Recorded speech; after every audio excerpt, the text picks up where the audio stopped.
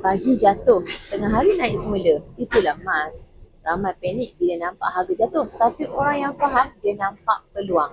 Hakikatnya, harga emas ni memang akan terus naik. Tapi nilai emas tak pernah hilang. Bila harga jatuh, orang biasa tapi orang bijak akan tambah lagi aset yang ada.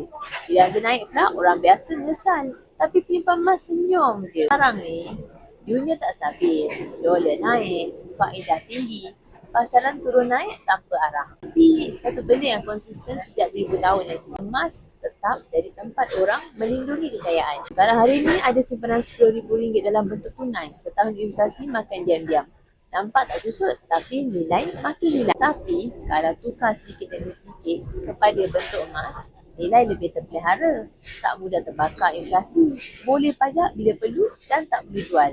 Soalannya, bukan harga emas naik ke turun. Soalannya, kita dah mula simpan emas ataupun belum. Jangan tunggu harga tinggi baru nak masuk. Jangan tunggu duit banyak baru nak mula. Mulakanlah dengan apa yang ada. Walaupun kecil. Walaupun sendah RM1.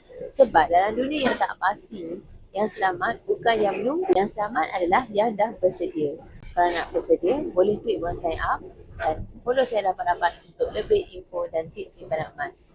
Emas, pasport kekayaan kita semua.